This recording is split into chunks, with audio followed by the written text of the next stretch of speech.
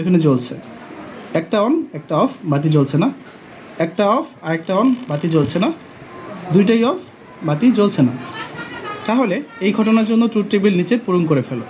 আসো আমরা এখন এই ট্রুথ টেবিলটা পূরণ করি। 80 পৃষ্ঠা ট্রুথ টেবিল। এক মানে কি, এই সুইচ হচ্ছে অন অবস্থায় আছে, পরেরটাও সুইচ অন অবস্থায় আছে, তার মানে আমাদের বাতি জ্বলছে। তারপরের ক্ষেত্রে ইনপুট কতে সুইচ অন আছে, ইনপুট কতে সুইচ অফ, তার মানে বাতি জ্বলবে না। এরপর হচ্ছে দেখো সুইচ অফ সুইচ অন, বাতি জ্বলবে না, দুইটা সুইচ অফ তখনও বাতি জ্বলবে না, শুধুমাত্র যখন দুইটা সুইচ অন থাকবে তখনই বাতি জ্বলবে, ঠিক আছে।